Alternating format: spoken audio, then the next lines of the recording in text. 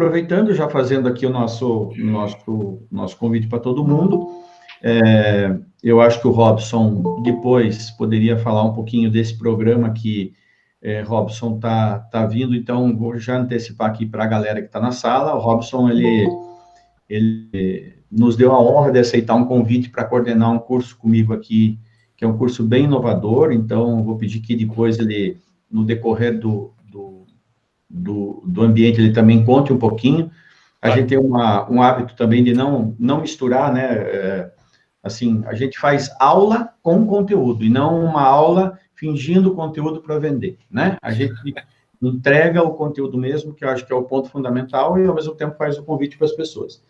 Então, publicamente quero agradecer o Robson, quero agradecer o Alexandre também, que está aqui com a gente, porque o Alexandre, como diretor da ESIC, referendou na hora, quando a gente suscitou aí o Robson para vir compor com a gente, ele já leciona com a gente, mas agora também ajudando a inovar nesse escopo da Escola do Pensar, que é uma coisa de a gente fazer não apenas cursos, mas fazer cursos com alto nível técnico, de uma forma acessível e de uma forma inovadora. Então, esse trio aí.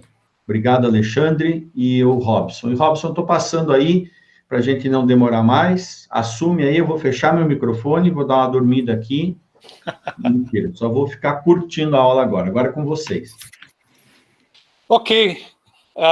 Obrigado, Luciano Salamacha, meu amigo de longa data, o Jefferson por todo o apoio aí para que esse evento acontecesse, o Alexandre pelo prestígio.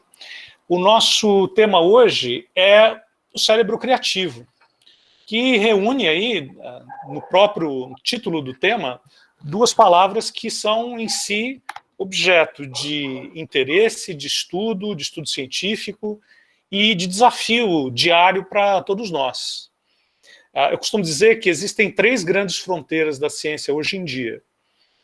Uma fronteira da ciência é o muito grande. Então, se você entrar no jornal Estado de São Paulo agora, por exemplo, no Estadão, eles estão discutindo um novo objeto encontrado aí, que pode ser a estrela de nêutrons mais pesada ou o buraco negro mais leve que já encontraram, e eles não sabem classificar isso. Então, é a astrofísica. Isso é uma fronteira do conhecimento. A outra fronteira do conhecimento é a física quântica, o que acontece no imensamente pequeno. Mas a terceira grande fronteira do conhecimento é o cérebro humano. Só que você não esbarra em estrelas de nêutron todos os dias, você não fica discutindo lá as forças fortes e fracas da física quântica, da mecânica quântica, todos os dias também. A gente está imerso no enorme e a gente está envolto pelo muito, muito pequeno. Mas você tem que conviver com esse bendito desse seu cérebro todos os dias, 24 horas por dia. Ele começa a funcionar no ventre da sua mãe e quando ele parar de funcionar, você vai ver aquela grande luz, assim, se é que ela realmente existe, significa que você, vida biológica, não tem mais. Por outro lado, tem a questão da criatividade. Eu acho que poucas coisas, elas são mais fáceis de saber o que é e mais difíceis de definir do que criatividade. Aí eu digo para você, pensa num cara criativo. Luciano Salamacha não é. Isso é fácil, você estala o dedo e fala. Ele não é criativo. Aí você fala, Leonardo da Vinci. Poxa, Leonardo da Vinci é criativo. Os cadernos de anotações do Luciano Salamacha foram queimados assim que ele terminou lá os 4 primeiros anos de estudo, porque era uma coisa insuportável. E os do Leonardo da Vinci nos ensinam até hoje. Então, esse é criativo. Steve Jobs é criativo. Steve Jobs é criativo. Tá, mas então define criatividade. Aí, pam, dá aquela tela azul e a gente tem uma dificuldade de dizer o que é criatividade. Eu vou defender uma tese aqui e a Andrea depois vai me dizer se ela concorda ou se ela discorda. A criatividade, ela é uma dimensão ou talvez uma manifestação da inteligência. Poxa, Robson, agora facilitou uma barbaridade, porque a inteligência também não existe uma definição canônica. Então você definiu um troço que a gente sabe o que é e não consegue definir, por um outro que a gente também sabe o que é e não consegue definir. Calma. Quando a gente vai assim por camadas, tem alguém apresentando aí sem querer a nossa tela. Só tirar a tela aí do Arthur, que está apresentando sem querer. Quando a gente vai assim por camadas, talvez fique mais fácil da gente entender. Existem algumas definições de inteligência, por exemplo, da Sociedade Americana de Psicologia, que vieram lá do final do século passado, mas que ainda são aceitáveis. A inteligência não é meramente a capacidade de você reproduzir conteúdos e resolver problemas. Essas são dimensões da inteligência. Existe uma outra dimensão da inteligência, não estou esgotando as dimensões todas, porque não é uma palestra de inteligência, é uma palestra de criatividade. Existe uma outra dimensão da inteligência, que é a capacidade de recombinação de elementos antigos para questões novas. Aí você já está perto de uma definição de criatividade. É o Lego. O Lego é um monte de pecinha que você pode recombinar de uma maneira quase infinita cada vez que você tem uma ideia nova. Então, criatividade, ao contrário do que a maioria das pessoas pensa, não significa necessariamente uma inovação radical. Muitas inovações surgiram da percepção de que um protótipo que deu errado poderia ter outras aplicações, por exemplo. Muitos produtos, muitos compostos químicos, por exemplo, o isopor é um caso desses, e vários outros, eles surgiram por conta de protótipos errados. A 3M, por exemplo, é um caso desse. Procurando lá, isso eu aprendi com a Andréia, tá? Procurando lá aquela fita que a gente usa hoje em dia, que ela tem dupla face, a gente usa para fixar alguns quadros na parede, eles acabaram desenvolvendo uma cola que não colava. Aí um sujeito pegou um pouco daquele protótipo fracassado e resolveu colocar avisos para si mesmo na sua própria baia, porque aquela cola colava, descolava, não deixava muito resíduo. Alguém passou por ali e falou: o que é isso? É aquele protótipo fracassado. Falou: não, isso é um produto. Fala sério. Então, até de enxergar num protótipo fracassado, que era uma tentativa de responder a uma pergunta antiga, a resposta para uma pergunta ainda não formulada, você tem aí uma manifestação da criatividade. Então, assim, a gente tem que tomar cuidado com os fracassos também, quando a gente está tratando de criatividade. E aí, do ponto de vista da neurociência, que, aliás, né, por falar em inteligência, Sala, uma das dimensões do curso que a gente desenvolveu para o ESIC é exatamente a inteligência de negócios e a gestão da mudança. É uma fusão dessas duas coisas. Então eu comecei falando muito de criatividade como uma dimensão da inteligência, porque é algo que a gente explora num curso que o ESIC acabou de aprovar. Muito bem.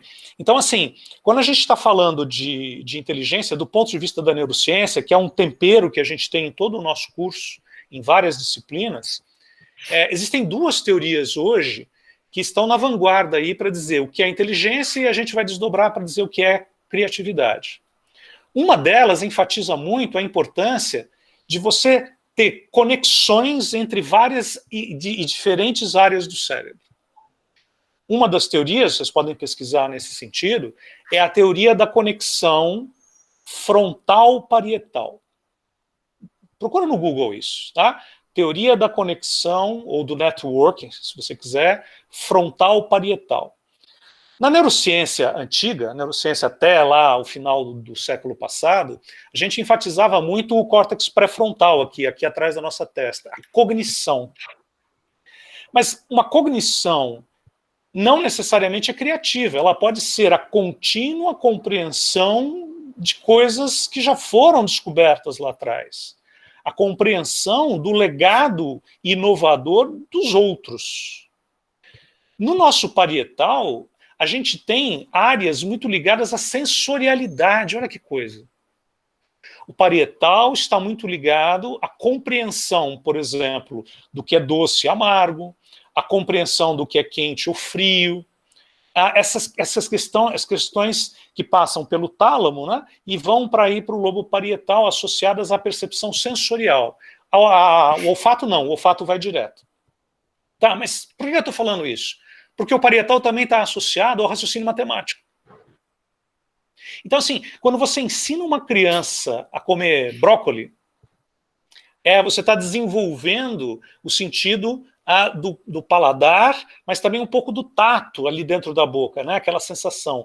Quando você ensina para uma criança o que é áspero, o que é macio, ela está desenvolvendo novas conexões no parietal. Só que essa área sensorial também está associada à cognição. Então, assim, uma das formas da gente entender a inteligência é o seguinte: você é um excelente engenheiro, legal, mas você faz aula de dança? Porque o sentido proprioceptivo, por exemplo, de você saber onde está cada parte do seu corpo, também favorece áreas do raciocínio matemático. Não, eu sou engenheiro. O engenheiro precisa dançar? Precisa dançar. Eu sou um designer. Então, um designer gráfico, eu lido com um computador. Ok, mas e a sua relação com as pessoas? Com as pessoas é uma desgraça. Já que você falou isso, eu queria perguntar para a Andréa justamente nessa linha. Você pegou num ponto que eu vejo que... Desculpa te interromper, mas... Não, imagina. Eu estava para passar para ela mesmo. Então vou deixar você passar, só queria perguntar para a Andréa isso, porque eu vejo que há uma dicotomia, principalmente na área da construção, entre a criatividade do arquiteto e o pensamento cartesiano do engenheiro, né? Então, inclusive, há um conflito nisso. Eu devolvo para você, Robson, porque eu não queria esquecer essa pergunta, porque eu acho que tem muito a ver com a atividade da Andréa. Sem dúvida. E aí, o que estava me preparando para passar a bola para ela, é que, inclusive, do ponto de vista pessoal, a Andréa é uma pessoa de interesses são ortogonais. No fundo é isso. Quanto mais variados são os seus interesses, mais você está fortalecendo conexões entre áreas aparentemente distantes do cérebro, e parte do processo da inteligência é exatamente isso. Não é isso, Andréa? Isso, e pegando o gancho aí com o que o Salamacha perguntou, né, realmente existe sempre um debate aí, né, uma certa rixa entre os engenheiros e os arquitetos, porque a gente realmente, ao longo da faculdade, a gente é treinado para pensar de formas diferentes, né, então, assim, nos 5 anos de faculdade lá de arquitetura que eu fiz, eu fui muito estimulada para um pensamento muito mais criativo, de concepção de ideias novas e características diferentes e originais para os edifícios e para as cidades. E os engenheiros, no geral, eles têm que fazer a coisa funcional, o foco deles é muito mais em funcionar. E são 2 tipos de pensamento que, na verdade, não precisa haver esse conflito, porque eles são complementares, eles se ajudam. Então, assim, o pensamento criativo, ele é divergente, né? A gente expande, a gente sai de um probleminha ali que você tem para resolver e a gente tem que ter várias ideias e conectar ideias diferentes e depois excluir uma parte delas que não vai dar certo e ir selecionando, né? Depois de divergir, que a gente vai convergir e selecionando, juntando aquelas peças que fazem mais sentido. Mas, no fundo, são pensamentos que se complementam, né? Não precisaria haver tanto essa rixa, porque os 2 casos são importantes. E se a gente souber, né, cada um tem o seu momento. Primeiro você tem que divergir para convergir, para, de repente, se você perceber que você não resolveu o seu problema, você tem que divergir de novo. Então, isso é uma das características principais do pensamento criativo, e por isso a gente, às vezes, tem tanta dificuldade, pelo menos quando eu converso com os meus alunos e tal, eu vejo que isso é um dos grandes desafios. Às vezes, a gente começa um processo criativo com muita pressa, e a gente quer, assim, sair desse problema e chegar na solução. Só que o processo criativo, ele exige essa combinação ou no mesmo time, ou de times diferentes, como no caso arquiteto e engenheiro, né? Um grupo primeiro vai divergir, outro depois vai convergir, para aí sim desenvolver uma ideia mais a fundo para a gente conseguir implementar.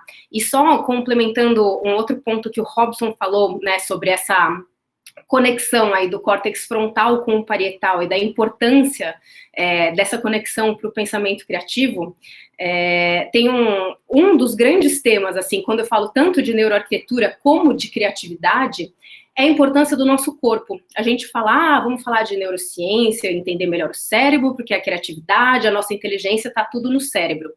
Mas cada vez mais a neurociência vai tirando um pouco desse excesso de foco no cérebro, expandindo um pouco isso para entender o nosso corpo também, porque a nossa cognição e a nossa criatividade, elas são influenciadas pelas nossas posturas e pelo nosso movimento.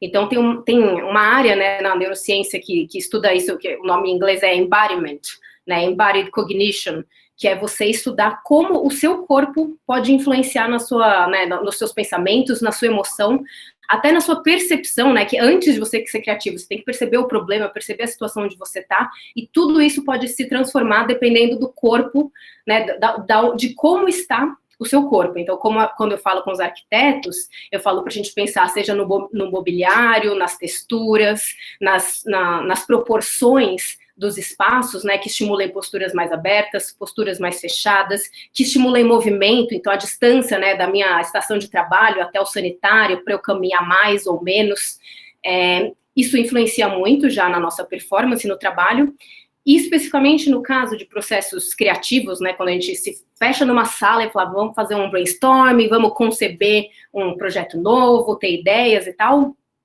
o nosso corpo também é uma ferramenta muito importante. Então, uma das coisas que a gente fala quando a gente estuda o design thinking, por exemplo, que vai nessa linha, né, do pensamento criativo, é prototipar, é trazer ferramentas para sua mão, para você manusear, não fica só tendo ideia, né, e deixando tudo aquilo aqui, ou só escrevendo para não esquecer. Quanto mais tangível for, e você usar o seu corpo para fazer uma maquetezinha, mesmo que seja tosca, e não é para arquiteto também isso só fazer a maquete, qualquer produto, qualquer coisa, não é à toa que hoje a gente tem o Lego Serious Play, o Robson acho que comentou alguma coisa do Lego em algum momento, ou eu tô louca e inventei isso, mas acho que você comentou, né?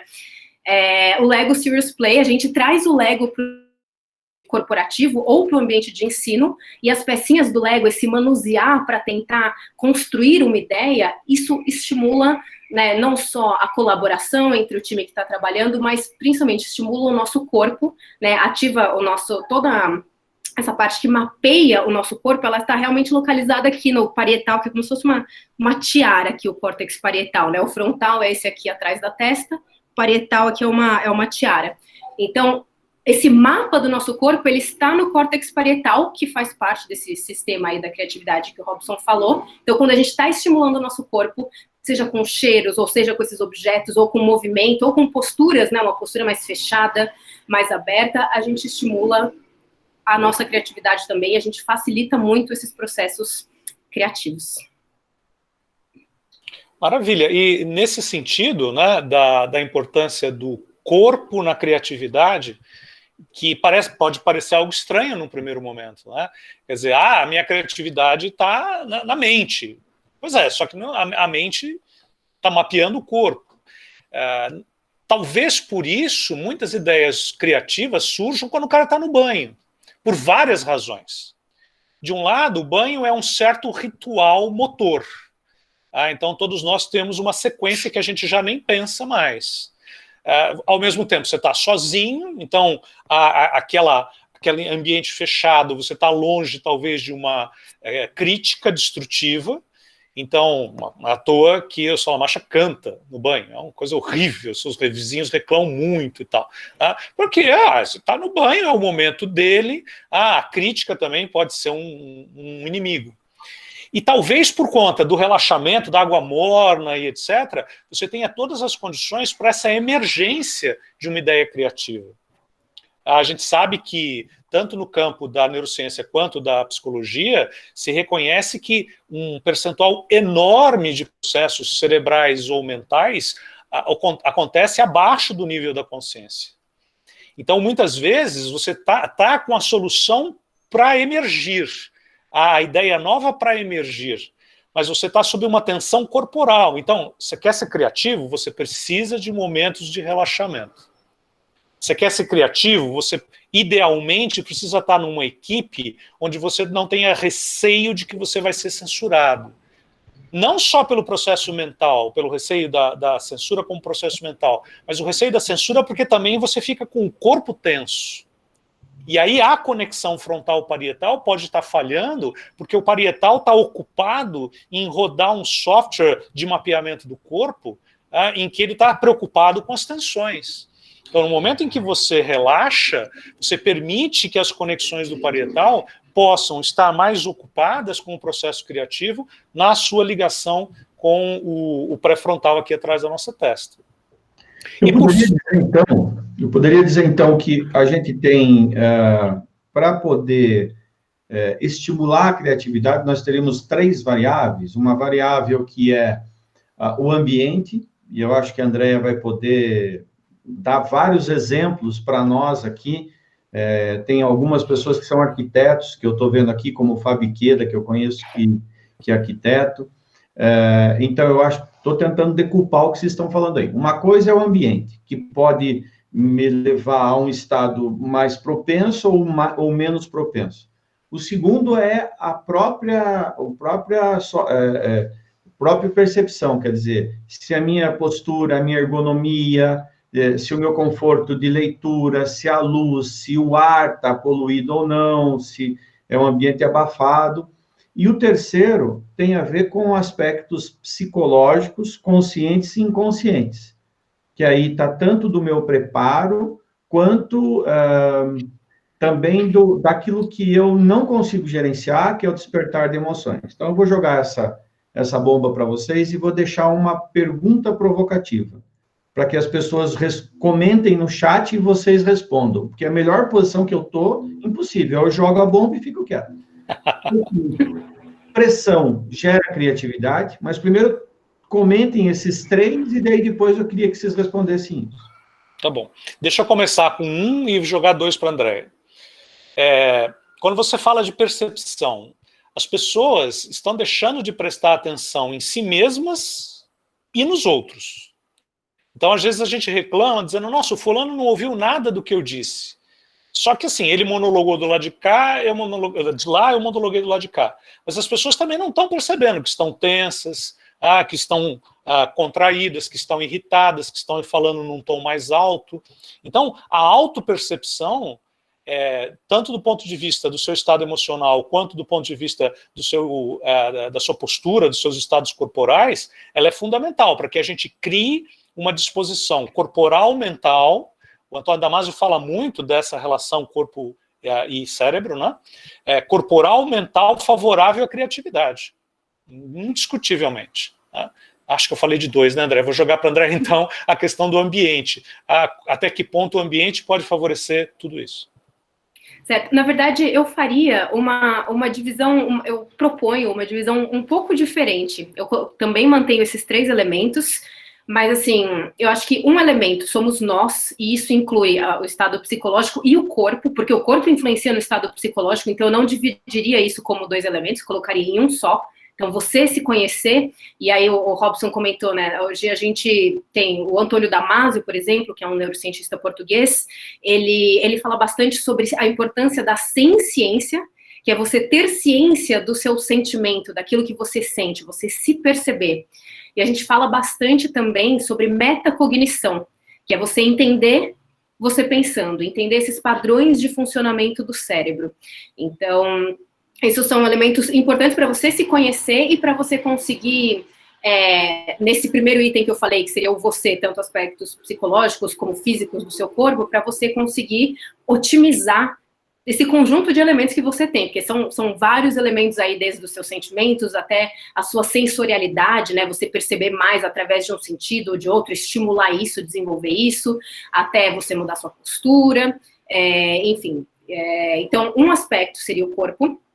O outro aspecto seria o ambiente, eu vou falar dele daqui a pouquinho, mas o ambiente, lembrando que é tanto o ambiente social como o ambiente físico, não é só a arquitetura. Então, né, o Robson falou sobre tomar banho, a importância de relaxar, né, às vezes quando você está relaxado, que aí você consegue ter aquele insight, assim. Mas quando a gente está numa reunião em que a gente está concebendo ali um projeto em grupo, como é que a gente faz para relaxar esse grupo, né? Porque às vezes você tem muita pressão, e aí entra um pouquinho na pergunta já do Salamacha da pressão, né? Às vezes já participei de algumas charretes aí, né, design sprint para conceber projetos de arquitetura, quando estava uma galera da empresa junto. Então, tinha desde o CEO até os engenheiros, até os arquitetos, até clientes, e até o pessoal de vendas, de marketing.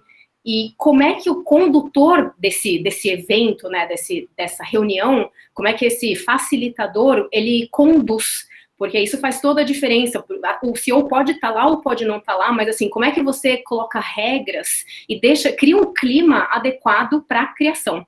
Então, uma dica nesse sentido é trazer elementos lúdicos. Isso contribui bastante. E uma outra dica, assim, não existem muitas regras. Então, às vezes, você conduz uma reunião muito boa com um grupo, mas com outro grupo você precisa ter uma sensibilidade, um jogo de cintura, para entender o que são coisas diferentes que você precisa fazer para diferentes grupos, ou em intensidades diferentes, para realmente conseguir criar esse ambiente de relaxamento. Até porque tem grupos que têm mais rivalidade ali, competição dentro da empresa, ou menos, então isso é um ponto importante. Esse é o ambiente, pensando no ambiente social. Ambiente físico.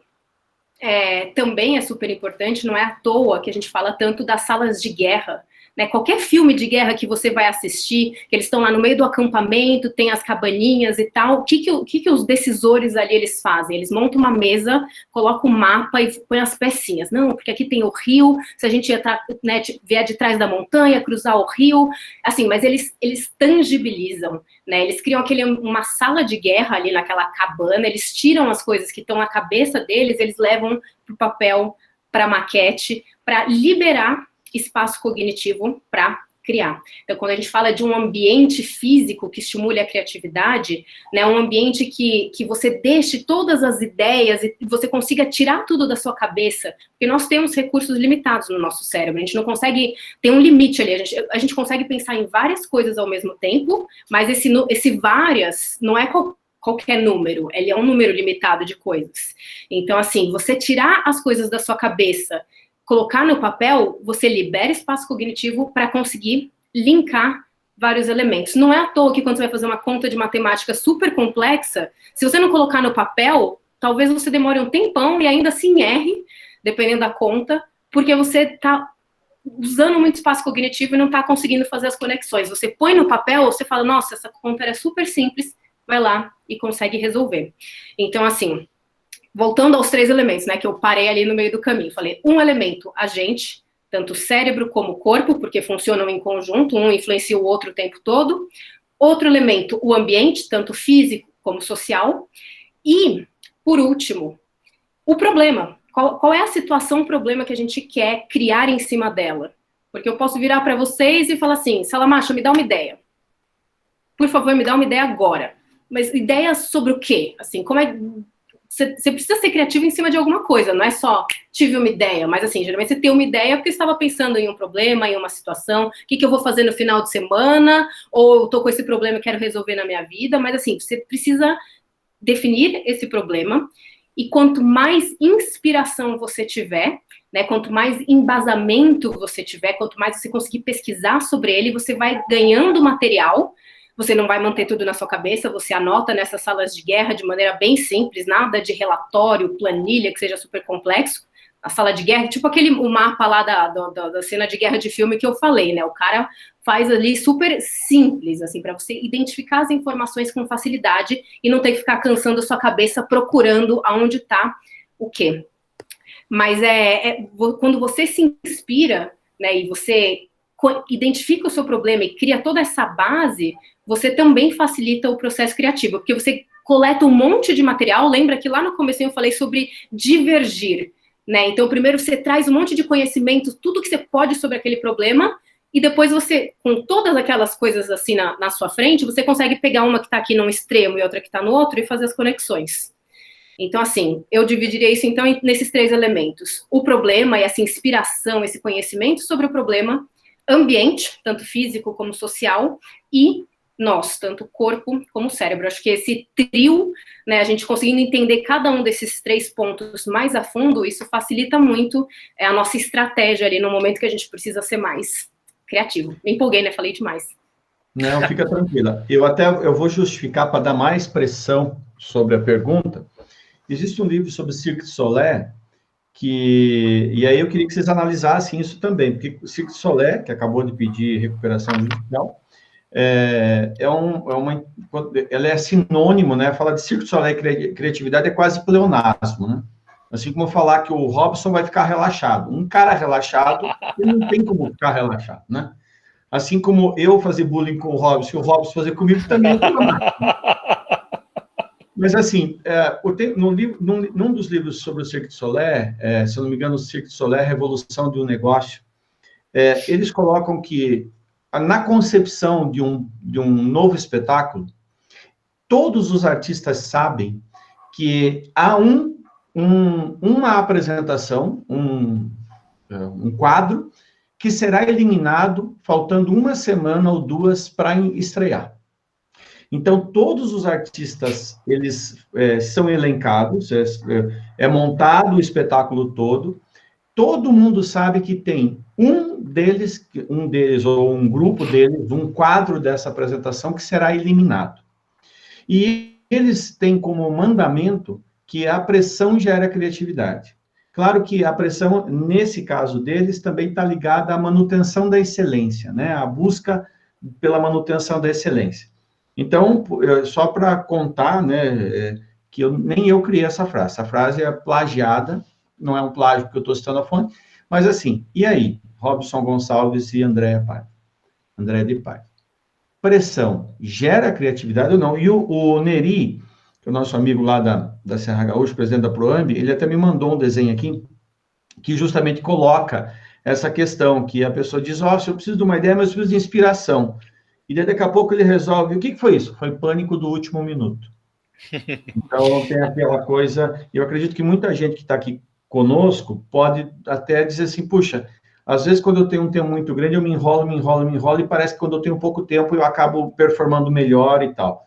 É só isso, nada especial, respondo, porque é muito fácil responder, então, só isso. Veja, Sala, a diferença entre o remédio e o veneno está na dose. Então, uma dose muito baixa não atinge lá o nível terapêutico e uma dose muito alta pode intoxicar. Então, do ponto de vista do funcionamento do nosso sistema nervoso, nós temos uma substância que todo mundo quer ter um monte, que é a endorfina. A endorfina, ela parece ser a substância da superação. Então eu digo sempre assim, quem é que está com endorfina no pico?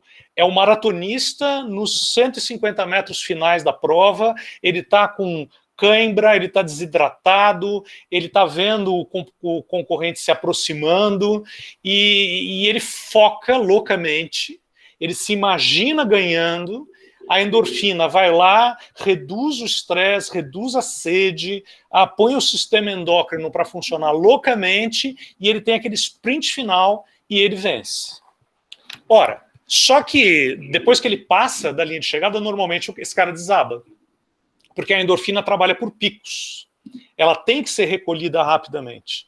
E a endorfina, ela não surgiu para isso. A endorfina surgiu para os nossos ancestrais lá na savana africana, quando eles estavam sendo caçados pelos predadores, para eles superarem os seus limites em função da sobrevivência. Então, se a gente for levar para a criatividade, é possível que sob a endorfina a pessoa se supere de alguma forma. Porque não é só a questão física. Você pode defender o funcionamento da endorfina no sentido da superação de limites psíquicos, como limites criativos. Pois é. Só que, qual é o grande inimigo nessa hora? É quando você, como dizia meu pai, que era do interior de São Paulo, vê a viola em caco. Se você vê a viola em caco, o que significa isso? Você se imagina derrotado, você se imagina expulso lá do seu time, você já se imagina derrotado, aí o seu corpo já diz, bom, já que você não vai ganhar, então, cara, cai aqui mesmo, por que superar? Então, a nossa antevisão do resultado das nossas ações, ela influencia muito o resultado. É o David Rock que diz assim, em algum momento, pera lá, você está dizendo que eu devo praticar um auto-engano? Ele diz sim, porque nós nos enganamos todos os dias. O Jefferson diz que não engordou, eu sei que ele engordou, mas eu também não vou falar isso na cara dele, ele acha que não. Ele se engana, Jefferson. Tá? Então, assim, aí o David Rock diz assim, que é o papa da neuroliderança no mundo, se é para você se auto-enganar e se você se auto-engane positivamente. Porque a chance de você superar um limite aumenta. Mas aí eu vou te contar uma história. Aos 8 anos de idade, meu pai cabulou aula, se falava assim, né? Fugiu da escola e foi jogar uma pelada num terreno lá perto da casa dele, em Tremembé, no interior de São Paulo. E o meu avô estava voltando do serviço e passou por ali, coisa que ele nunca fazia. O meu avô, que era daqueles avós da década de 10, naquela época já era os anos 30, 40, né? Ele se acocorou assim na beirada do campo e ficou olhando para o meu pai. Meu pai era goleiro. Meu pai diz assim: o meu time estava ganhando de 2-0. Quando terminou o jogo, ele estava perdendo de 8-2. Aí ele falou: vou apanhar. Ele viu a viola em caco, ele projetou o pior cenário. E aí ele não sabia mais nem de onde estava vindo a bola, quem que era do time dele e quem que não era. Aí terminou o jogo, ele estranhou que o meu avô não foi lá pegar ele pela orelha, ele foi na direção do pai dele, né? Pedir perdão, alguma coisa assim, mas tremendo. Meu avô bateu no ombro dele e disse assim: eu acho melhor você estudar, porque para jogar bola você é uma negação. E não fez mais nada, ele já estava punido com os 8 frangos. Então, o que travou? Uma certa criatividade motora dele. É ter projetado o pior cenário. E aí, nesse sentido, o corpo e a mente dizem: tá bom, então caia. E aí, André? Complementando isso que você falou, Robson, tem um truque que a gente costuma utilizar nos processos criativos, né, que é a distância psicológica. Porque é sempre uma questão de medir, um pouco de pressão é sempre importante, mas assim, você tem que medir, e é isso, né? O que funciona para um grupo ou para uma pessoa não necessariamente vai funcionar na mesma intensidade para outros. Mas a distância psicológica, às vezes você se distanciar psicologicamente do problema que você quer resolver, pode ajudar você né, baixar um pouco essa pressão, relaxar e entrar nesse estado mais criativo. Então, um exemplo clássico assim, de truque que a gente usa nesses processos é sempre pensar e se. Né? Então, assim, você tá lá, sei lá, tá com um problema na empresa, as vendas caíram e você precisa ter uma ideia de como melhorar o seu produto para voltar a subir as vendas. Né? Se você ficar batendo no martelo, naquele terreno que você já tá o tempo todo ali com essa pressão de, tem uma ameaça aí e a gente precisa melhorar, talvez seja difícil, mas um truque que a gente usa é sempre considerar e se. Então, assim, e se esse problema tivesse acontecido daqui 10 anos, ou há 10 anos atrás, ou daqui 100 anos, como é que a gente resolveria? Ou e se dinheiro não fosse um problema? Como é que a gente resolveria esse problema? E se esse problema tivesse acontecendo na nossa sede na China, ao invés da nossa sede no Brasil? Como é que eles resolveriam o problema? E se fosse o meu filho de 5 anos tentando resolver esse problema? Assim, tem vários e se's possíveis, e todos eles ajudam a gente a se distanciar do problema. E para ver como essa distância ajuda, né, o exemplo clássico é o dilema do bonde. Então, você está lá você está olhando um bonde que vai passar e o bonde está indo numa direção em que ele vai atropelar 5 pessoas. E você está perto ali do ganchinho do trilho para alterar o trilho de posição e você pode escolher desviar aquele bonde, mas se você desviar, no outro trilho tem um funcionário trabalhando. Ou seja, se você não fizesse nada, 5 pessoas iam morrer. Se você for lá e mexer, uma pessoa só morre. É muito fácil pensar a distância, que 5 mortes é muito pior do que uma só. Mas você pensa que é você que vai ter que desviar, né? Você vai ter uma participação na morte de uma pessoa, é melhor você não ter participação na morte de 5. É mais leve ainda assim. Ou, se você ainda assim fala, não, eu ia realmente desviar, porque uma pessoa é menos pior do que 5. Aí a gente consegue trazer outros exemplos mais próximos, né, psicologicamente da gente, para dificultar isso. E se essa pessoa fosse um conhecido? E se essa pessoa fosse a sua mãe? Né, até onde você iria? Né, e quanto mais próximo de você fica, mais difícil é tomar a decisão ou mais travado você fica, porque está muito próximo psicologicamente. Porque ainda assim, 5 mortes vai ser sempre pior do que uma, mas quando está muito perto de você trava, aquilo tem um valor que acaba, né, modificando aí a sua percepção da situação. E por isso, então, a distância psicológica é uma das ferramentas, digamos assim, que a gente usa nesses processos criativos para diminuir um pouco da pressão na hora de criar. Eu lembrei aqui, eu estou colocando no chat para todo mundo, no Netflix tem uma série chamada The Good Place. Sim, eu dou esse exemplo na aula, desculpa, é que eu ia falar e não falei. Eu vou escrever aqui e você conte um pouquinho dessa série aí, Andréia. Deixa tomar sua água. E eu já colocando os dados, explica aí.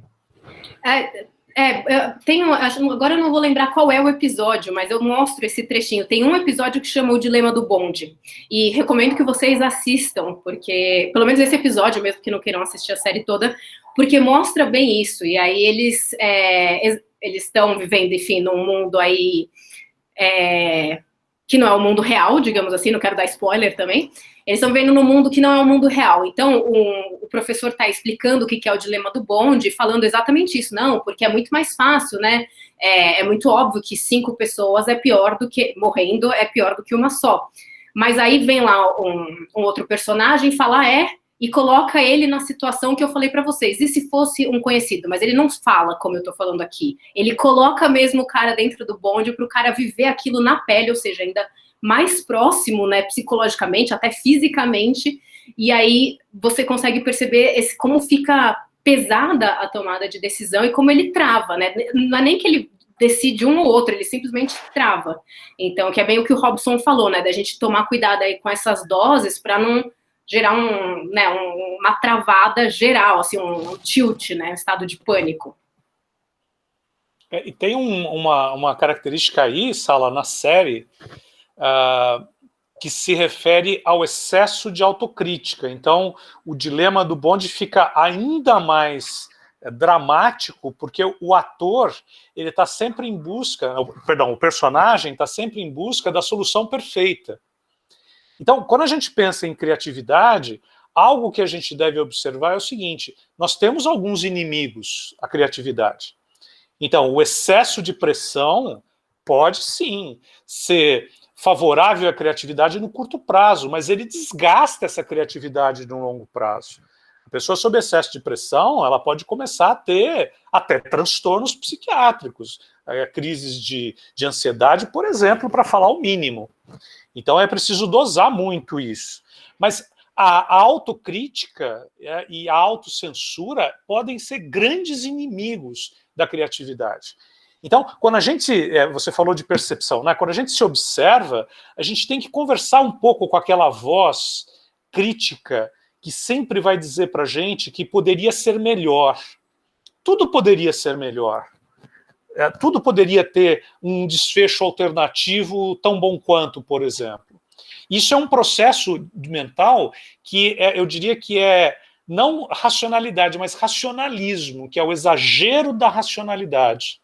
Então, se eu for analítico demais, se eu tentar recompor as peças em 1000 cenários, até estar convencido de que eu tenho lá o melhor dos protótipos, etc., a concorrência pode ter me levado embora, meu chefe pode ter me demitido, uma série de coisas podem ter acontecido.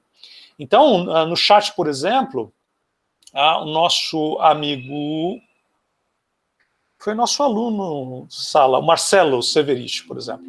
Ele fala do Circo du Soleil, do desafio do Circo du Soleil de se recriar.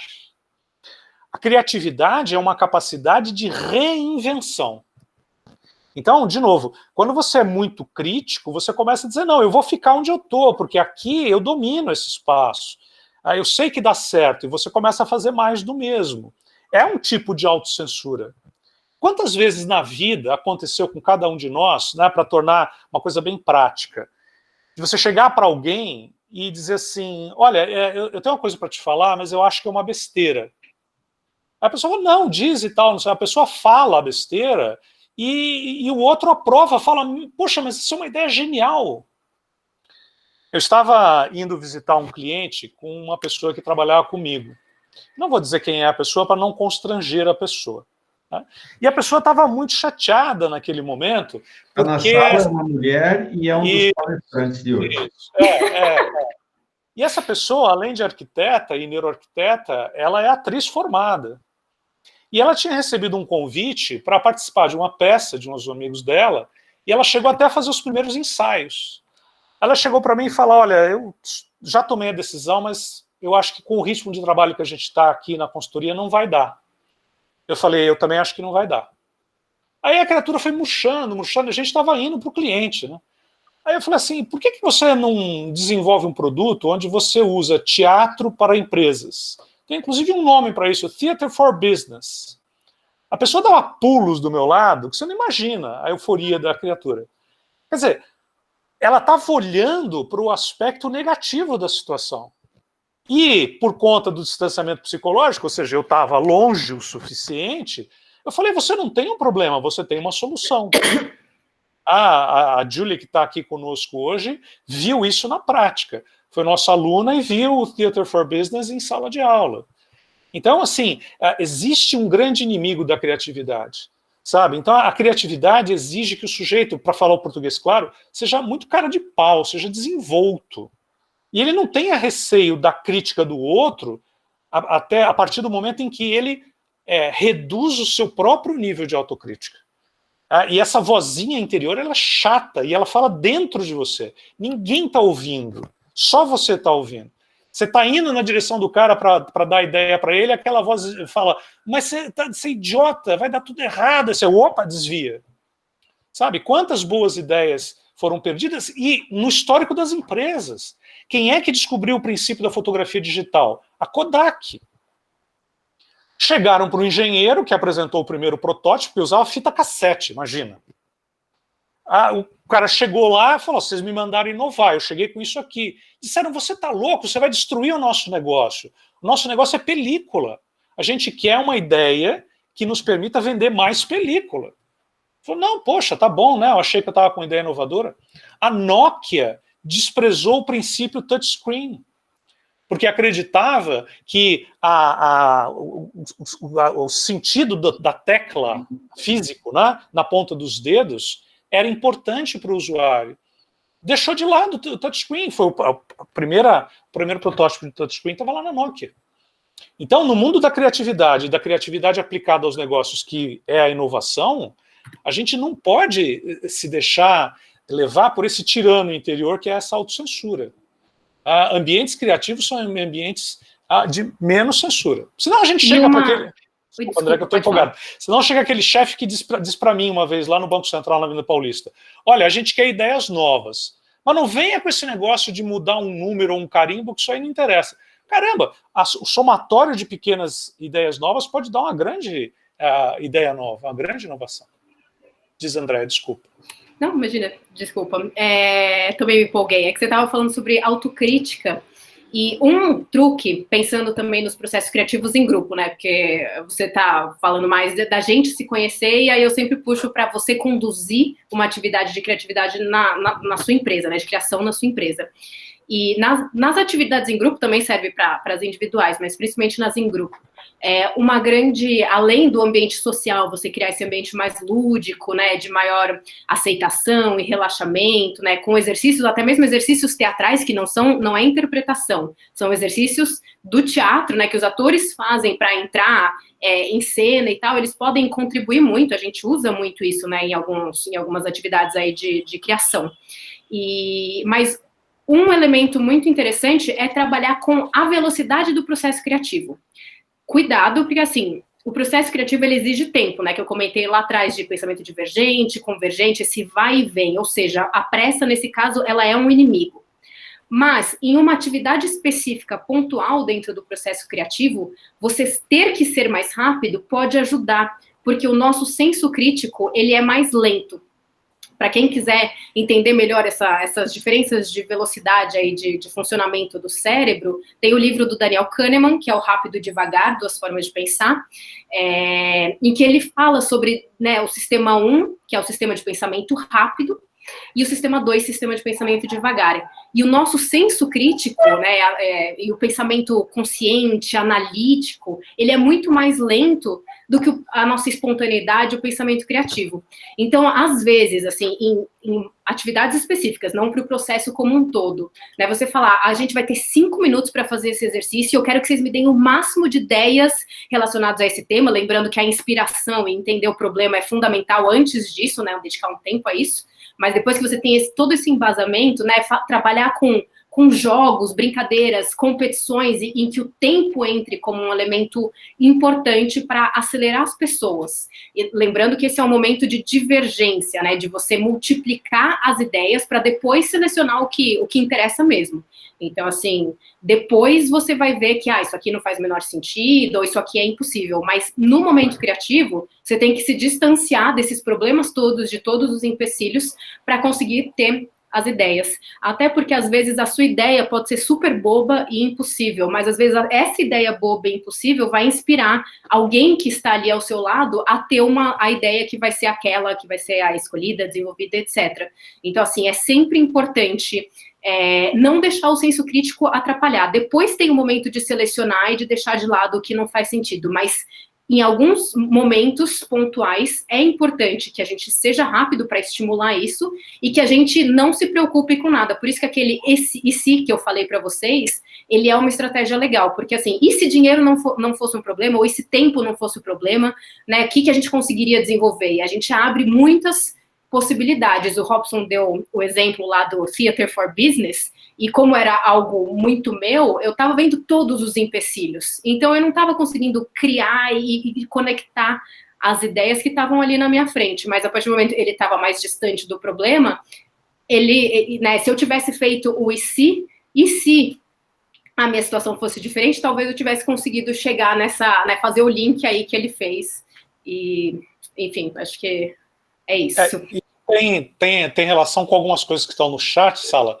Por exemplo, o Neri perguntando se a mudança vem de cima ou vem do piso.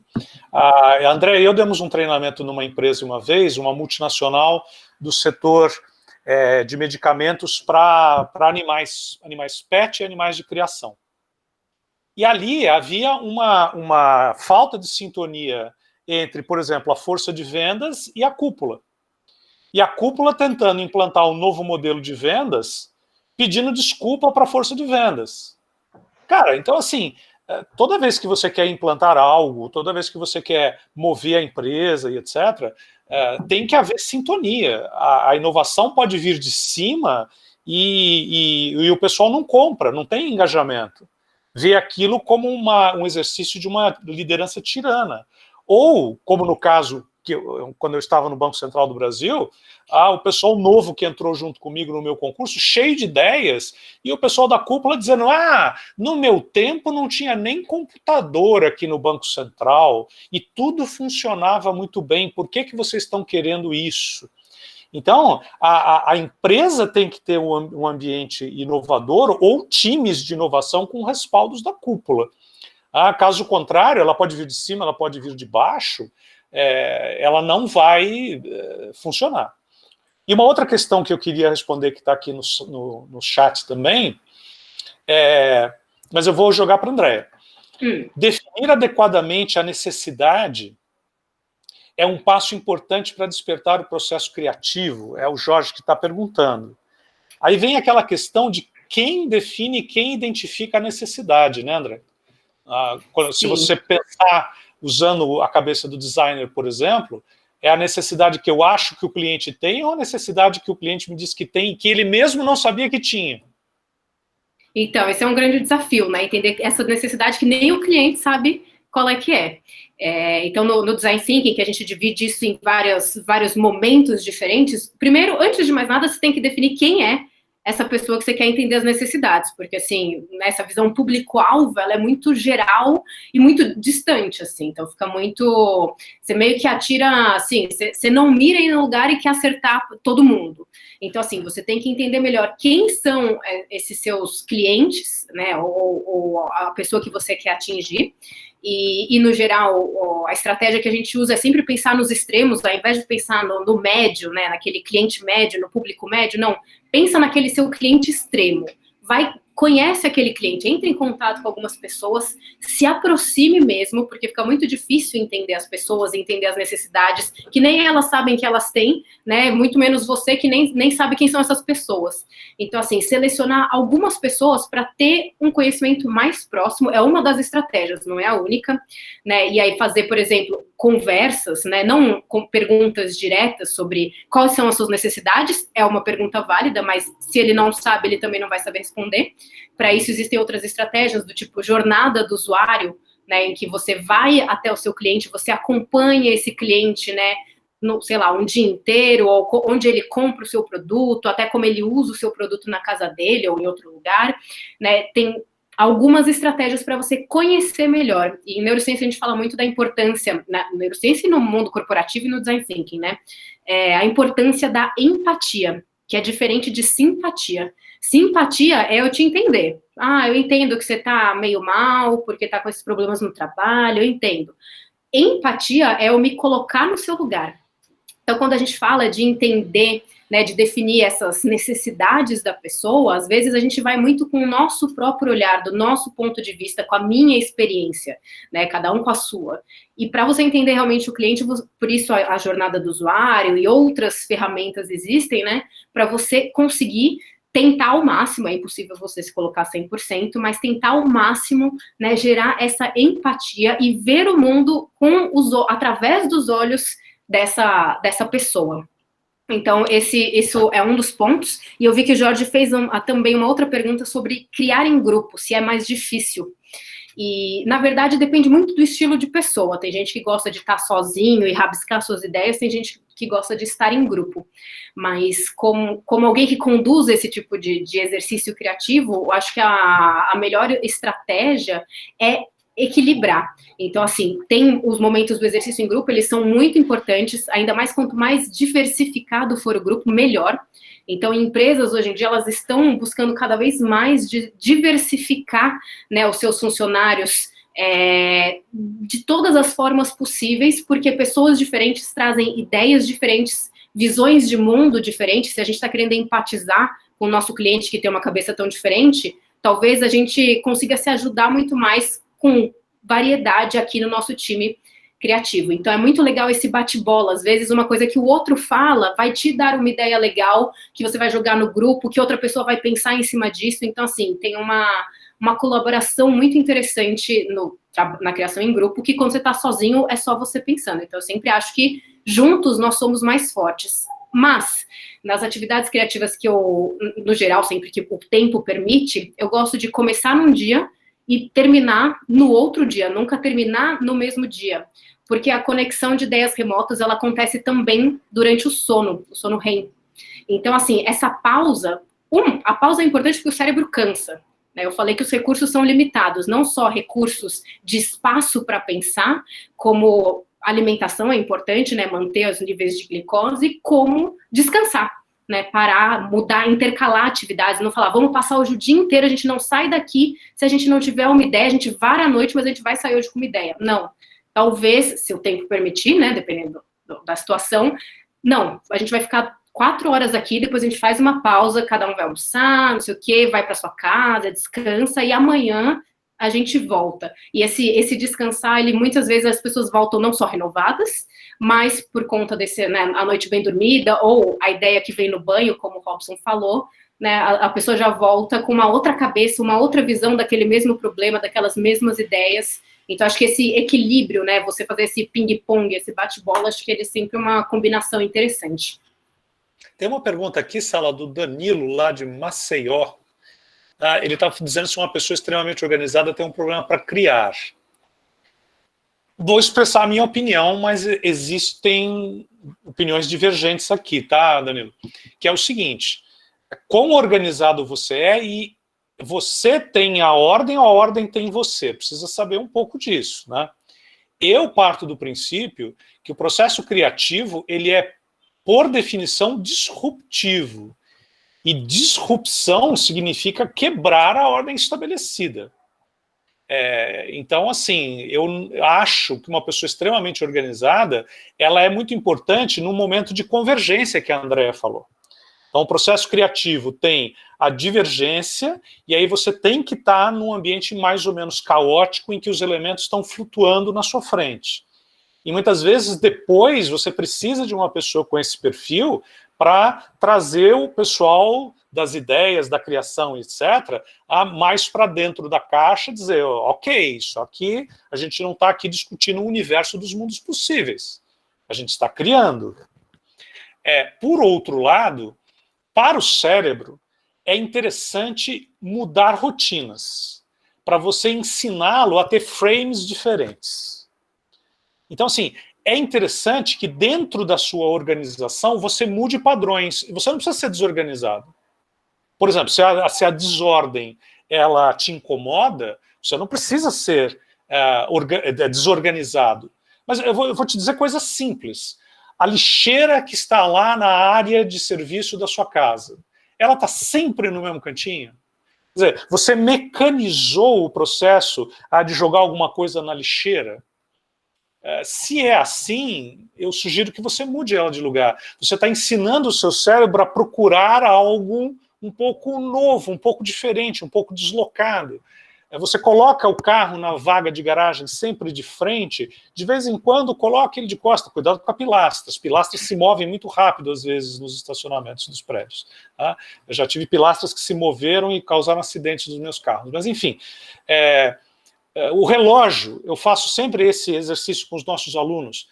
Se você usa relógio cebolão, agora na quarentena ninguém está usando relógio mais, mas enfim, troque de pulso. Mas se você usa uma pulseira e tal, também troque de pulso. Você vai ver que no início aquilo te incomoda. Mas causar esse incômodo está dizendo para o seu cérebro, recrie, procure um ajustamento, né? O Neri está falando, criação é a soma de conhecimento que em dado momento é juntado de forma diferente, formando um novo sentido ou aplicação. Sim, definição canônica, dicionárica desse processo. Agora, como predispor o cérebro a procurar um rearranjo? Você pode estimular os processos cerebrais de reframe nos mesmos problemas. Tá? Os livros que eu estou vendo ali, atrás da Andréia, eu já estou vendo o livro ali que está na mesma posição faz tempo. Está na hora da Andréia mudar, colocar, sabe, um deitado e tal. No início, aquilo vai incomodar ela, porque ela é uma pessoa organizada, né? Por isso que eu me associei a ela. Porque ela é uma pessoa organizada, os virginianos são assim. Então, aquilo vai incomodar no início, mas ela está dizendo para o cérebro dela, procure reorganizar coisas. O cérebro não sabe muito bem, porque a evolução é lenta, gente. Nós temos o mesmo hardware cerebral que nós tínhamos cerca de 200 mil anos atrás. E os nossos padrões mais humanos de comportamento, o software humano, digamos assim, ele é mesmo mais ou menos 50 mil anos. Então, assim, nós somos caçadores-coletores que ganharam cartão de crédito, celular e acesso à internet. Então, se você está mudando de lugar os seus livros ou a lixeira na área de serviço, coitado dessa máquina biológica que você tem dentro do crânio, ela só está dizendo, né, só está recebendo um comando assim, reorganize, recombine. E aí ela consegue fazer isso em outras situações mais críticas. Tá? Então, essa é a sugestão para o nosso amigo de Alagoas. Pegando o gancho aqui, eu vou até mostrar aqui, não sei se eu consigo ver a minha própria câmera aí. Geralmente eu tenho uma pilha de livros aqui, quando estou fazendo um processo de pesquisa e tal, mexendo na câmera, nem sei se vocês viram. O fato é que isso me permitiu, diferente das outras lives, de puxar um livro que eu gostaria de indicar para todo mundo, e aí eu vou fazer uma escalada aqui para vocês iniciarem um sprint final, que a gente procura sempre fazer em torno de 1 hora, o pessoal me xinga, aquela coisa toda, né, mas faz parte do negócio. Esse livro eu acho que tem muito a ver com a percepção de que a criatividade, ela não é um caminho único, ela precisa de condicionantes que vão ser, assim como uma pessoa faz churrasco, temperando antes, depois, não sei o que lá, cada um tem as mesmas caminhos diferentes para obter talvez um resultado igual.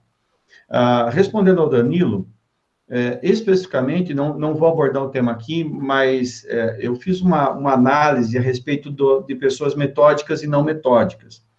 No livro Pensamento Transversal, eu estou abordando isso, porque, assim, o método, ele está longe de ser um inimigo da criatividade. Danilo, pessoas metódicas, muitas vezes, são pessoas que encontram a segurança do próprio raciocínio pela certificação do método. Outros encontram a segurança de não reprovação social por conta do método. E tem outros que, independentemente de um método ser o melhor e o mais válido possível, já tem um pré-conceito de que método é antagônico à criatividade. Método é antagônico a qualquer tipo de liberdade. Então, assim, para sintetizar para você, pessoas metódicas, elas apenas, quando descobrem o seu perfil e passam a usar um método de uma maneira reforçando o seu estilo, ou seja, abrindo o seu estilo, são pessoas extremamente criativas. E pessoas criativas, quando entendem que o método ele está longe de ser chato e ele pode ser um aliado, se tornam pessoas extremamente produtivas e terminativas. Então, não tem nem o A e nem o B. O livro que eu estou falando, eu estou colocando aqui também e aí eu vou fazer a escalada para a André e para você, Robson. Chama-se Cérebro Cinzento. Não sei se vocês veem aí, eu já coloquei no chat também. É da Elaine Fox. E é um livro muito interessante porque ela aborda aí um pouco de o quanto nós permitimos que o nosso espírito criativo, não é bem isso que ela aborda diretamente, só para vocês não irem dizer, o Salamacho falou que ela dizia, eu procurei a frase dele, não. Ela pondera o quanto nós abrimos a nossa mente para coisas que nos estimulam e para coisas que nos sugam. Vou usar essa expressão aqui. Por isso que ela coloca o cérebro cinzento, o subtítulo, ela coloca assim, cérebro cinzento, cérebro ensolarado. E eu queria agora escalar isso para vocês, dizendo o seguinte, o que aconteceu nesse período agora, nos últimos 120 dias de pandemia? Pessoas que eram criativas, mas que por deixar de exercer esse processo, por conta de uma rotina, uma certa estabilidade, foram pegas até em desconforto. Outras pessoas que vinham numa mudança muito grande de vida, já vinham num processo de mudança muito grande, a pandemia não fez diferença nenhuma. Então, o que é o espírito criativo? E principalmente para as pessoas escutarem de vocês dois, que eu respeito muito, eu queria que vocês dessem aí um conjunto de dicas para as pessoas experimentarem no seu dia a dia. Podem ser dicas criativas. Por exemplo, eu sei que a Andréia pode fazer contribuições, e apenas, Andréia, um amigo nosso, você conhece muito bem, o Pedro Camargo, numa aula que ele fez no nosso MBA dentro da ISIC em Curitiba, ele, por algum motivo, ele teceu um comentário sobre neuroarquitetura. E nós tivemos um colega lá, que estava há 30 ou 60 dias de entregar um projeto, ele preferiu voltar, refazer todo o projeto na parte que havia necessidade, porque ele falou, eu não consigo mais, a partir desse conhecimento, continuar o projeto como estava. E o Robson, ele é um expert, ele já falou, ele trabalhou no Banco Central, inclusive eu cometi um gafe aqui de não apresentá-los, mas vou pedir que, eu vou apresentar o Robson, já apresentei mais de uma vez. Robson é um grande canalha, mas, como todo amigo, é um grande canalha. Robson é uma pessoa, assim, de um conhecimento vastíssimo, trabalhou no Banco Central, trabalhou fundamentalista nos índices da FGV, é um cara premiadíssimo, além de ser uma pessoa com um talento muito grande para traduzir conhecimento acessível. É um professor que, quando fala economia, todo mundo diz, pô, por que não me explicaram isso antes? Porque, senão, economia não existia. Então, a gente nos complica e daí ele descomplica. A Andréia é uma pessoa que, a cada conversa que eu tenho com ela, eu tenho a sensação de que eu conheço a Andréia há muito tempo, tendo conversado muito pouco com ela, porque ela tem um talento natural ela tem uma simpatia natural, mas não é a simpatia de ser cordial, é uma simpatia da generosidade de compartilhar conhecimento com uma empolgação talvez tão grande que você se assusta. E André, ela, além de, como o Robson falou, além de ter uma carreira de arquitetura e ter também estudado a parte da neurociência, foi para a Inglaterra, fez uma especialização lá focada nisso, então é uma pessoa com uma autoridade muito grande, atende grandes empresas, e é do nosso corpo docente desse novo MBA.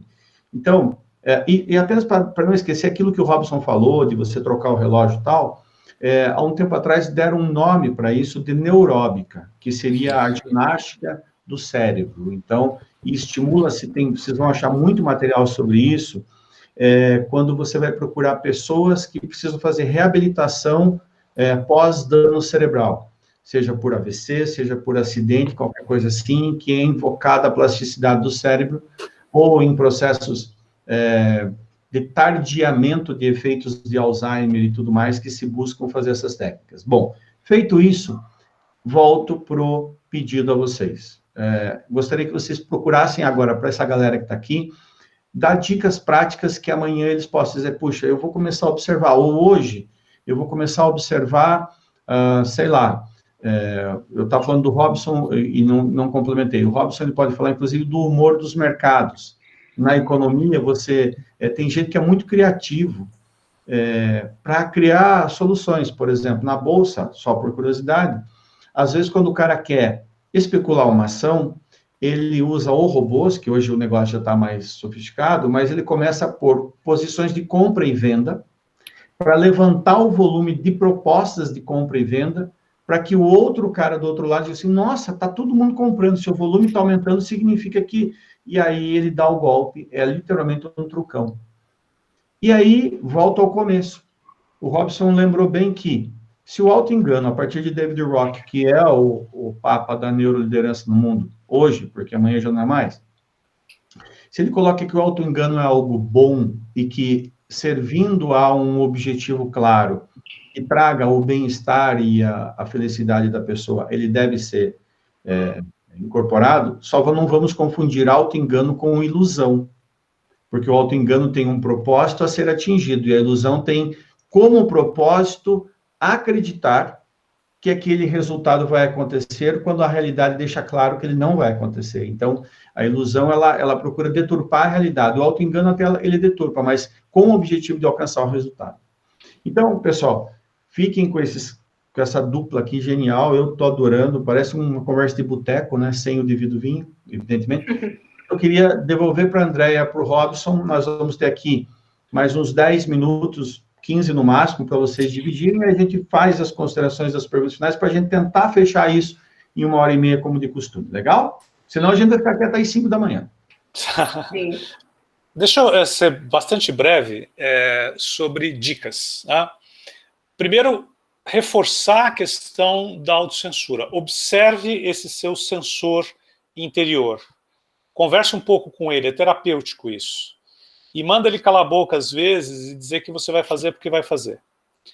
Outra, quando você estiver tomando uma atitude, que pode ser assim, você está numa loja de doces e você ia comprar brigadeiro, mas agora você olhou o quindim olhou para você e você resolveu comprar quindim. Só que daí você já começa a preparar a desculpa para a pessoa que está do seu lado. Você já se prepara para dizer para ela por que você mudou de ideia. Eu tenho uma atitude muito tranquila. Uma pessoa, quando pergunta por que eu mudei de ideia, diz porque eu quis, a ideia é minha e eu faço o que eu quiser. Porque, assim, muitas vezes essa autocensura, essa premeditação, traçar o pior cenário, sabe? Nós temos um viés pessimista, que é parte dos nossos mecanismos de defesa. Imaginar o pior cenário, às vezes, é uma forma de você não se frustrar. Aí você vira e diz assim, eu sabia que ia dar errado. Só que, assim, pratique a metacognição e comece a observar como se fosse outro que estivesse pensando.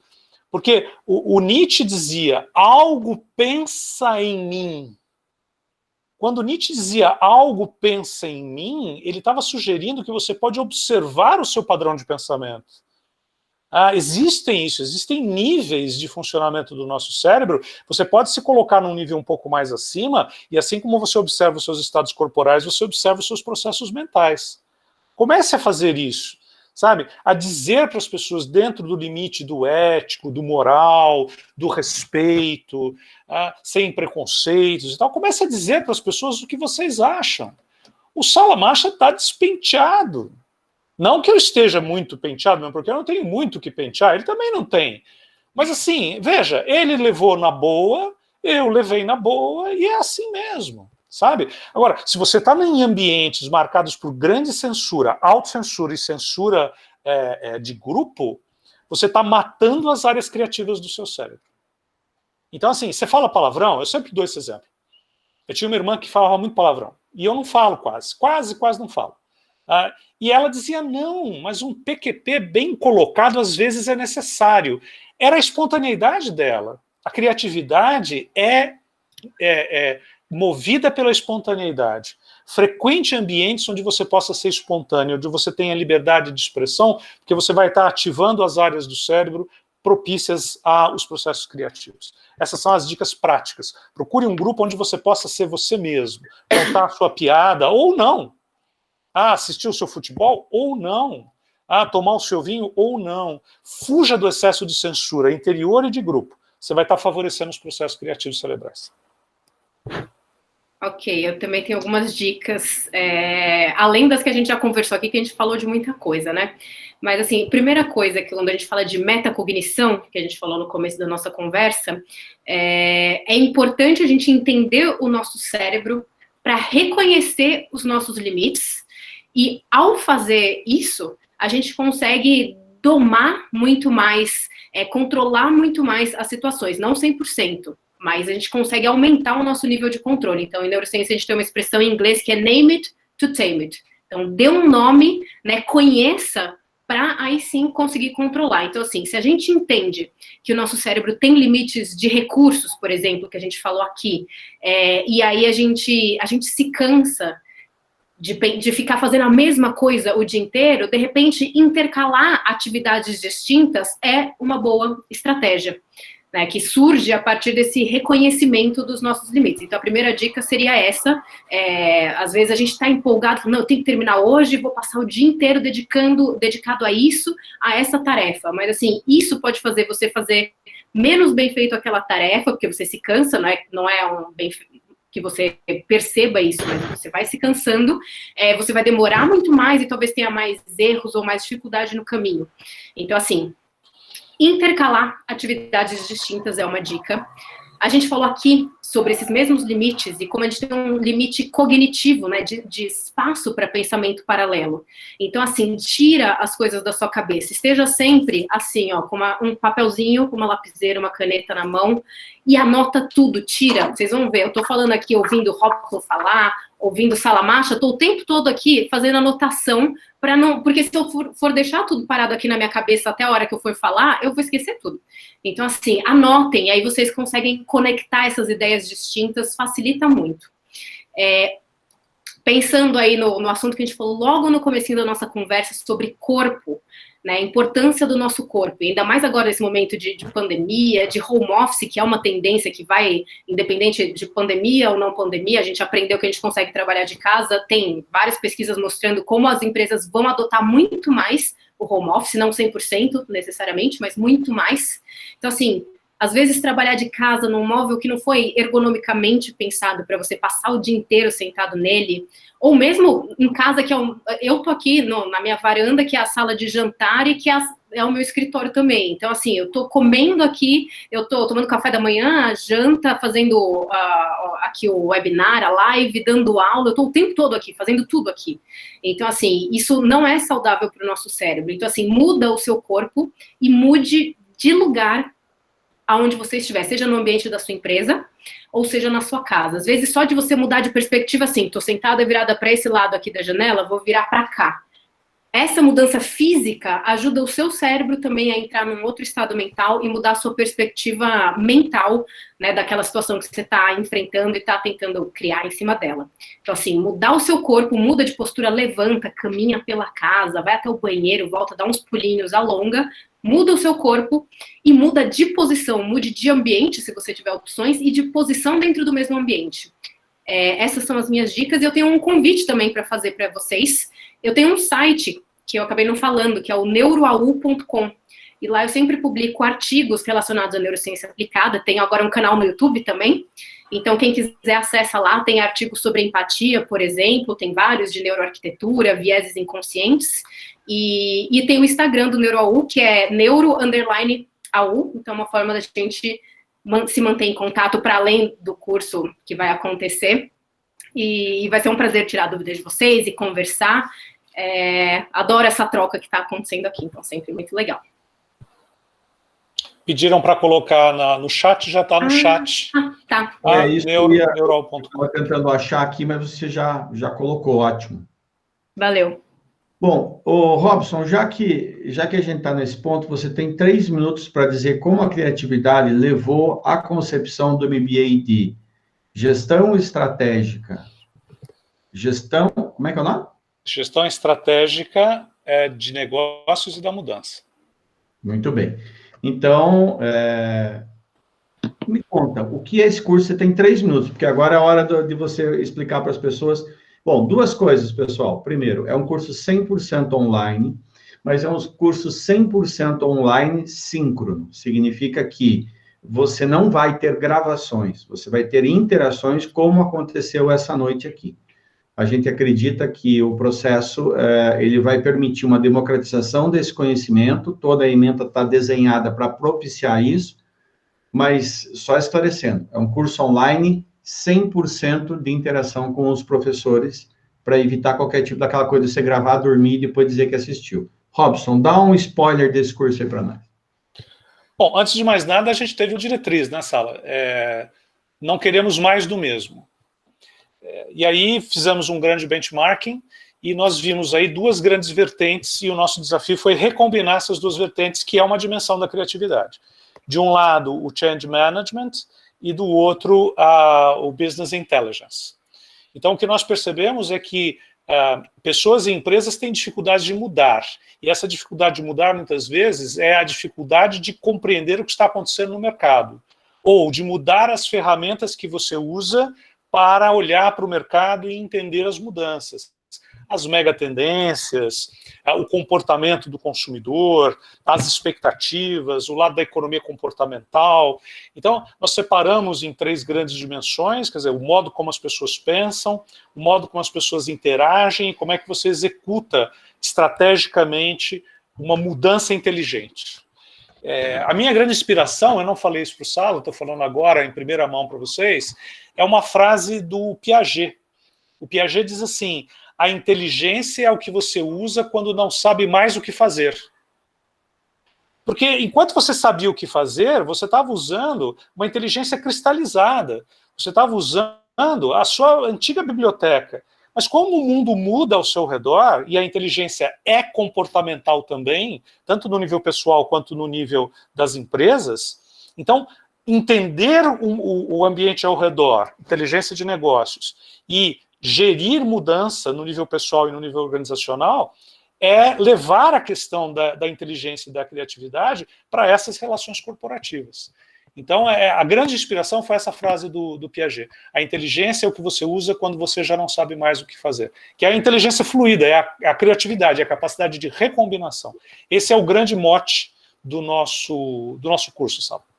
Eu vou pedir para o Alexandre entrar aqui e ele, como diretor da ESIC, só esclarecer por que ele aceitou essa nossa provocação aí e tal. O pessoal está perguntando se é pela FGV. Não, ele é pela ESIC Internacional. Para quem não conhece, tem muita gente que é da ESIC, mas tem gente que não é da ESIC. Então, eu vou pedir que o Alexandre, como diretor da ESIC, também já explique, ninguém melhor que ele para dizer para as pessoas que estão aqui na sala e que ainda não conhecem, quem é a ESIC e por que a gente está lá.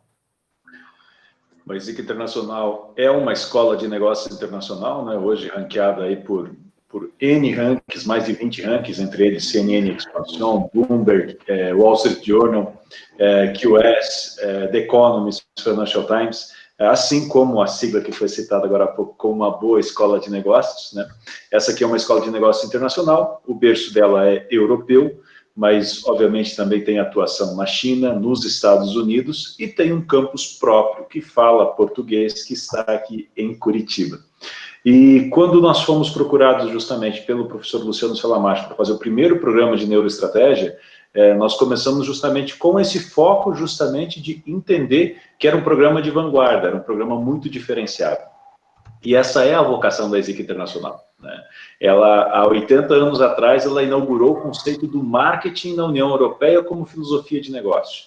Depois, na sequência, ela foi inaugurando todo o processo de digital business, digital marketing, e hoje em dia ela é uma das pioneiras na utilização de inteligência artificial, computação cognitiva e todos esses outros meandros, todas essas outras ferramentas relacionadas com negócios. E quando justamente a gente teve a chance de começar a desenvolver mais este programa, e agora com o Robson, com a Andrea junto com a gente, somando com o Salamacho, somando também com o Jefferson, nós vimos que esse programa ele vinha se somar justamente com esse processo ele se integra justamente de uma forma bastante interessante, justamente com os outros programas que nós já estamos desenvolvendo, e ele tem essa grande característica, né? Qualidade, internacionalidade, ser de vanguarda. Então, justamente por isso, nós nos sentimos muito confortáveis, né? Com o trabalho árduo que foi sendo desenvolvido aí ao longo das últimas semanas, dos últimos meses, né? Trabalhando de uma forma muito árdua,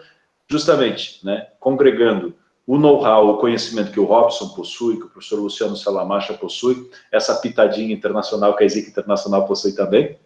E fica o convite para os colegas que não conhecem, né? Já fica o convite também para os módulos internacionais, Europa e China, né? Já para o ano que vem, já para o mês de maio, temos confirmado Yuval Harari no módulo internacional Europa, né? Então já comece a reservar na sua agenda aí, muito provavelmente será no final de maio ou no início de junho, né? Apenas uma confirmação mais efetiva da agenda do Yuval. Mas, mais uma vez, obrigado para a Andréia, obrigado para o Robson. Eu estive aqui acompanhando o tempo todo, né? Como eu hoje estou à paisana, normalmente o pessoal me vê de terno e gravata, né? Mas hoje eu resolvi estrear aquela jaquetinha Ezik, assim, nesse momento frio aqui de Curitiba. Preferi deixar a Andréia e o Robson aí. Como disse muito bem o Salamacha, nós ficamos aqui degustando, né, Salamacha? Aquela nossa frase simpática, né? Se ouvir um bom professor, um bom conhecimento é como degustar um bom vinho, isso aqui é uma adega de colecionador, né? E hoje nós tivemos mais um bom exemplar e tivemos essa possibilidade. Nosso muito obrigado, foi sensacional, foi maravilhoso. Às vezes a gente chega num momento da vida, né, e as pessoas que estão aqui, eu estive olhando os nomes de várias pessoas que estão aqui, né? Você já ouviu tanta coisa, já ouviu tanto mais do mesmo, e quando a gente se depara com conhecimento inovador, diferenciado e tão bem articulado, né? É aquela máxima de que o cérebro aprende quanto que ele se diverte. Nessa hora ele se diverte, ele se esbalda, é gostoso demais, né? Cresci demais. Muito obrigado, tá, André? Muito obrigado, Robson. Foi muito gostoso, né? O interessante, tanto no programa lá de neuroestratégia que a gente está trabalhando, nós temos uma adega de colecionador de professores maravilhosos, mas eles se divertem e bebem muito da sabedoria uns dos outros, né? E aqui a gente percebe que a gente vai exatamente pelo mesmo caminho, né? Vai exatamente pelo mesmo caminho. Nós temos grandes expectativas. Já temos autorização da ESIC Internacional para seguir em frente com esse projeto. Então, vamos utilizar ali o método TCP-MV. Taca ali o pau, Marco Velho. Né? Vamos Aprendi mais uma. Está com você. E, pessoal, para a gente ir para o final mesmo, eu quero agradecer muito ao Robson, ao Alexandre e à Andréia. E lembrando que na ESIC agora, todos esses programas eles estão dentro de uma grande escola chamada Escola do Pensar, que tem por objetivo colocar conteúdo inovador no Brasil. E a gente tem um evento chamado A Quarta Quinta. Toda quarta, quinta-feira do mês, nós temos live, e na próxima quarta não, daqui 2 quartas, né, quando chegar na quarta, quinta do mês, vai ter uma outra live. A gente está fazendo mais de uma agora durante esse período de pandemia, para a gente não perder esse contato, não deixar de dividir conhecimento. Você não precisa ser aluno da ESIC para estar participando, você só nos acompanha nas redes sociais e tenha certeza, vai ser um prazer ter vocês aqui. Robson Gonçalves, gratidão eterna a você, meu amigo. Andréia também, seu tchau final aí. Olha, eu só quero agradecer a oportunidade. Quer dizer, eu tenho uma máxima, o Alexandre sabe disso, você também, a Andréia também. A Andréia já cansou de ouvir isso de mim. Eu só trabalho com pessoas melhores do que eu, porque senão eu não cresço. E aqui eu me sinto assim, exceto no caso do Sala. Nenhuma novidade, né? Muito legal, também agradeço muito, fiquei muito feliz de participar, é sempre muito gostoso essa troca, assim, acho super importante, ao pessoal participando, agradeço também, acho muito legais as perguntas, contribui muito para que o nosso conteúdo fique ainda mais interessante para vocês, então agradeço o pessoal, agradeço vocês o convite, e bola para frente. Muito legal, pessoal. Obrigado para todo mundo, obrigado para as pessoas no chat, muitos parabéns aí, o pessoal mandando parabéns, agradecendo, foi sensacional. Então, fica aí o convite. Nós temos todo mês conteúdo inédito e acompanha as redes sociais, por daqui alguns dias a gente já está divulgando a abertura desse MBA, que vai ser um arraso, porque ele vai pegar e vai trazer para todo mundo como encarar o novo normal. É esse o conteúdo que tem nesse curso. Legal? Abraço para todo mundo, obrigado aí ao parceiro Neri, todo mundo da Serra Gaúcha também, para todo mundo que esteve conosco, e a gente se vê por aí. Vou desligar agora, tá bem? Obrigado, pessoal. Até mais. Tchau. Tchau, tchau.